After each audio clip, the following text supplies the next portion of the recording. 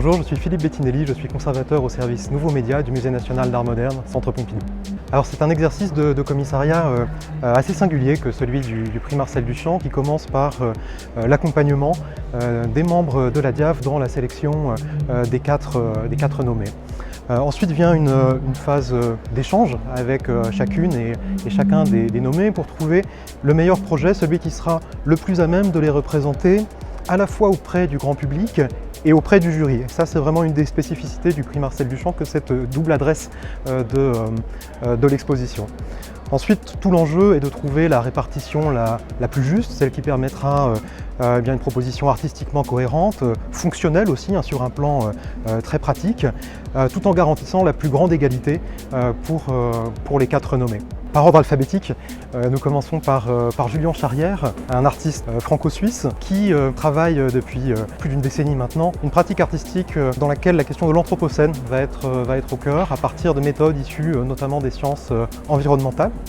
Pour le prix Marcel Duchamp, sa proposition s'articule autour des différentes formes du carbone et des implications écologiques de ce matériau, qu'il s'agisse de charbon, de CO2, de diamant, donc trois formes du carbone qui seront au cœur de son projet. Nous avons le travail d'Isabelle Cornaro, une artiste nourrie d'histoire de l'art, elle est elle-même formée comme historienne de l'art avant de se former aux Beaux-Arts, et dont le travail va relever d'une forme d'auscultation, de déconstruction de notre regard sur les objets qui nous entourent, sur les œuvres d'art, sur les images de ces objets.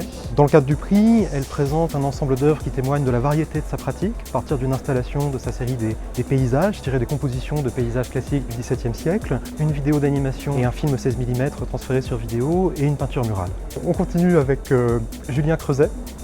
Julien Creuset qui est un artiste dont la pratique est fortement nourrie de télescopage, d'hybridation entre le passé et le présent, entre l'ici et l'ailleurs, entre le poétique et le politique, entre des éléments de rebut, des objets trouvés dans la rue, sur des marchés, et des dispositifs technologiques.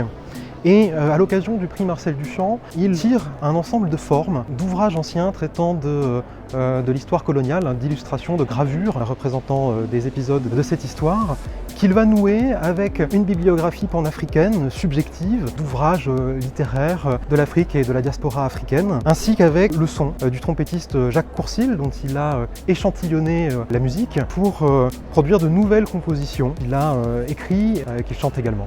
La dernière est Lily Renaud-Dewar.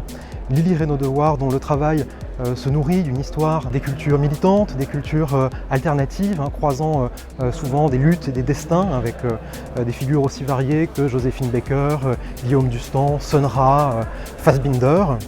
Et pour ce projet de l'édition 2021 du prix Marcel Duchamp, elle s'intéresse à la figure de Pier Paolo Pasolini, donc le réalisateur et écrivain, dont elle va rejouer les 2 derniers jours avec une vingtaine de ses proches. Sa mère apparaît à l'écran, ainsi que des commissaires d'exposition, des éditeurs. Rejouer ces 2 derniers jours de Pasolini, de sa dernière interview à son assassinat, en passant par son dernier repas avec son amant, le jeune Giuseppe Pelosi, qui va ensuite s'accuser de l'assassinat. Et puis elle va glisser un ensemble d'entretiens réalisés avec chacune et chacun des acteurs et actrices qui ont incarné Pasolini à l'écran, une sorte d'enquête sociologique de leur plus tendre enfance jusqu'à nos jours, montrant comment ceux-ci sont arrivés à l'art, parfois en dépassant certains conditionnements sociaux. S'il fallait les lier, je pense que toutes et tous se saisissent de la manière dont l'art peut se positionner par rapport à ce qui nous conditionne, ce qui nous entrave, ce qui nous menace même parfois. Donc une manière pour chacune et chacun de pratiquer un art qui dépasse largement les seules questions internes à la pratique artistique.